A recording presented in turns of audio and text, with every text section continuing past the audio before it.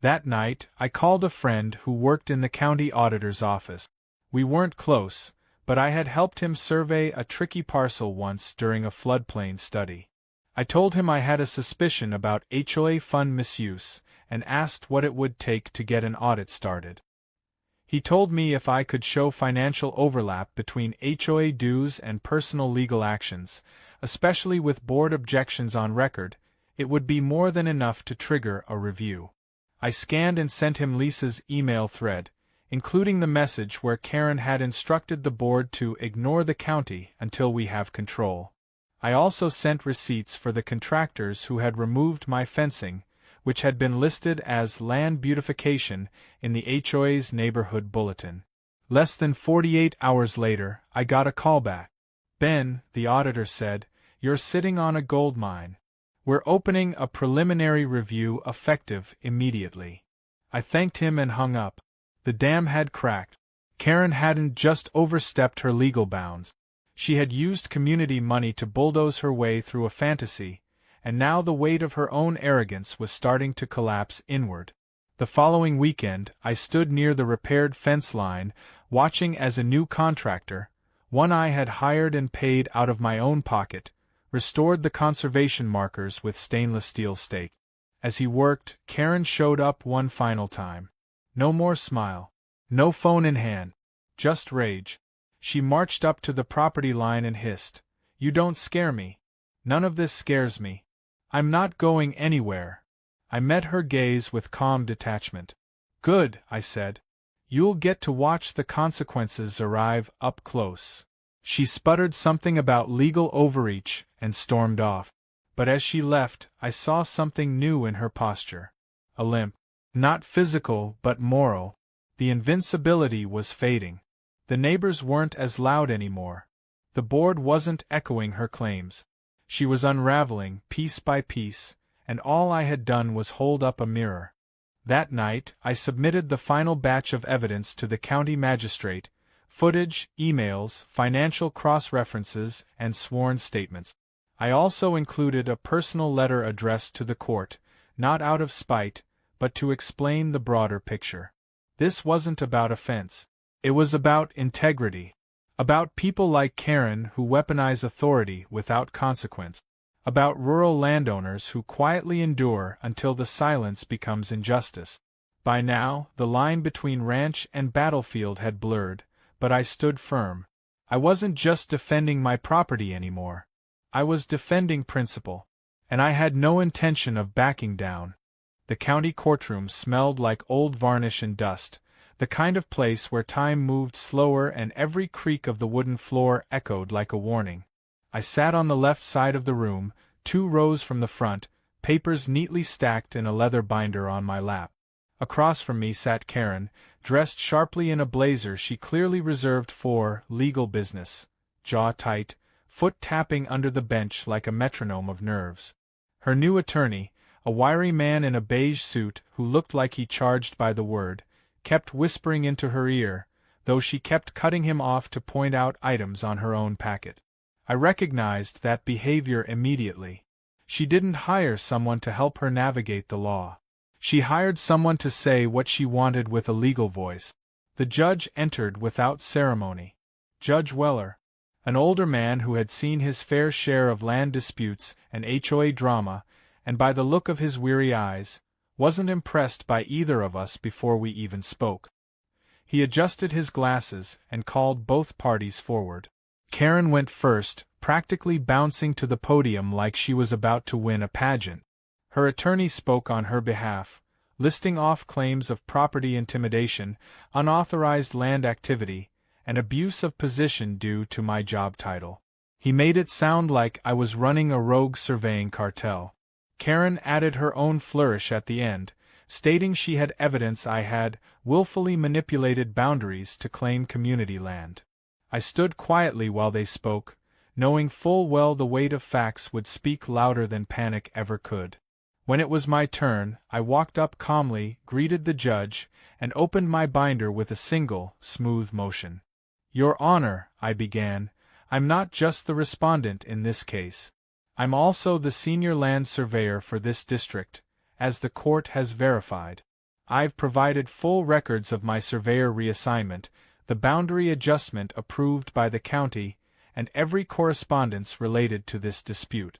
But more than that, I've brought the original survey plats, the conservation fencing permits, trail camera footage, and verified documentation showing that not only has Mrs. Prescott tampered with legally defined property lines, but she has also misused HOA funds and instructed private security to impersonate law enforcement on my land. The judge stopped me. "Mr. Carter," he said, "do you have this in written and digital format?" I nodded and handed him a drive along with 3 bound paper copies. He motioned to the clerk, who began scanning through the folders as the judge flipped through the printed version. The courtroom was silent except for the turning of pages and Karen's not-so-subtle sighs of frustration. I waited patiently until the judge paused on a full-color photo of Karen painting over one of my property markers at night. "Mrs. Prescott," he said, squinting at the image, "is this you?" She froze. "That photo has no timestamp.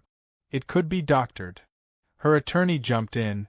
"Your Honor, we question the authenticity of these images and believe they may be part of an orchestrated attempt to defame my client."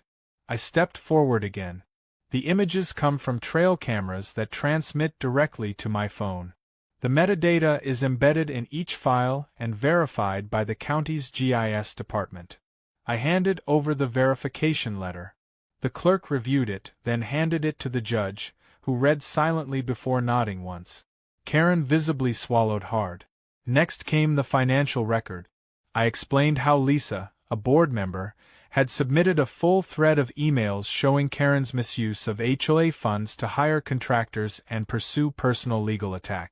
The judge raised an eyebrow at one email where Karen instructed the treasurer to just list it under landscaping and don't ask questions.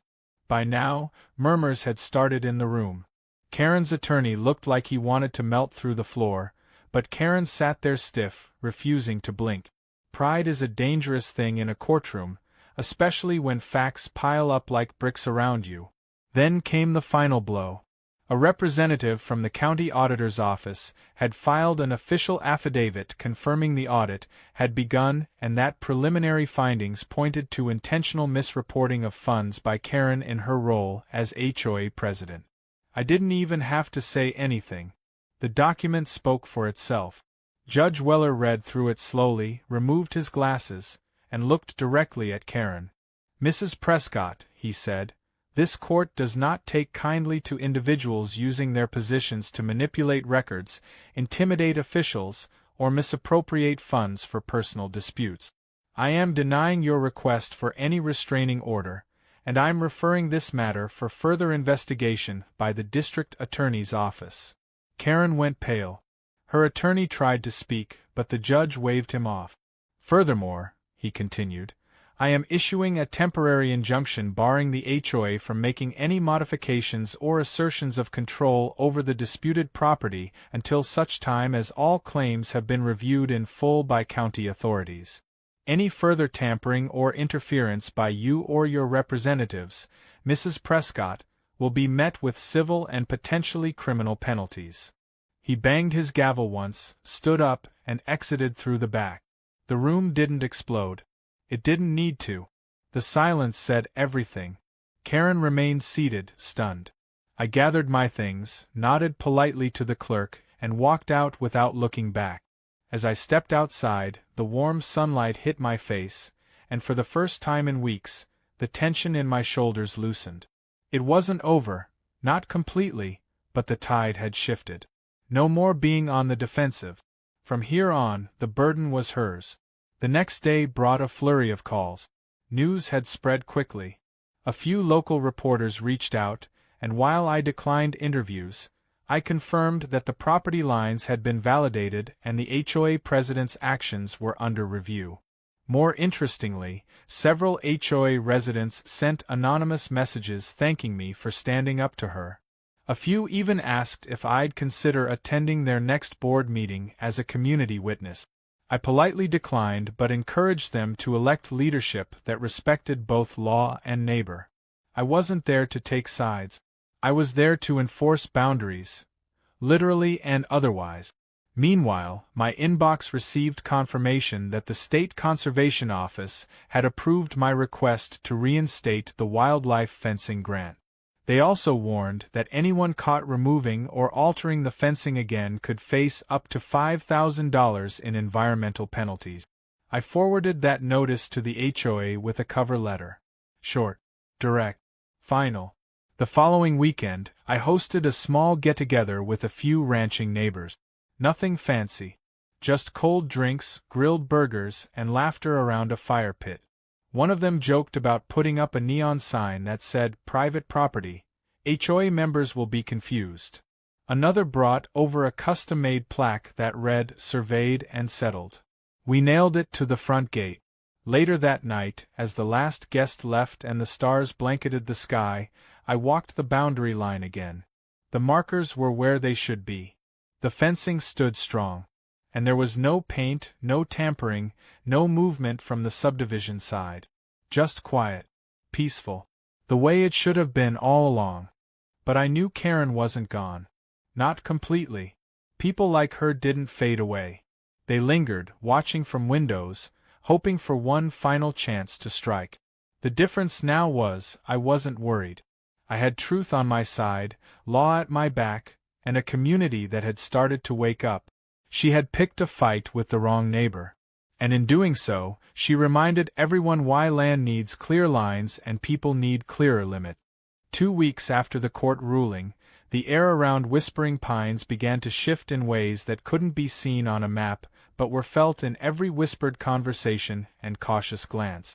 The grand power Karen once wielded with a wagging finger and printed rulebook had started to fade. The signs were everywhere. Her once daily patrols stopped. The HOA newsletter skipped its usual gossip-laden issue. Even the ornamental flags lining the subdivision entrance were drooping, some missing entirely. She had built her authority like a fence, rigid, ornamental, and fragile. And piece by piece, it was collapsing under its own weight. Meanwhile, my ranch returned to its natural rhythm. The cattle moved along the fresh grass near the restored fence, the irrigation lines flowed cleanly again, and the last of the conservation signs had been reinstalled with reflective markers. I went back to work, this time on behalf of a neighboring property that requested a boundary review. Apparently, Karen's antics had made a few people curious about their own lot lines. I didn't mind. That's what I did best. Draw the truth into the dirt and let it speak for itself. One morning, while reviewing easement details with the county on a video call, I received a text from Lisa, the board member who had quietly helped expose Karen. It was short. "You may want to see this. HOA meeting tonight. It's going to be public." She attached a screenshot of the agenda. Item number 3 read, "Motion to remove current HOA president due to misuse of authority."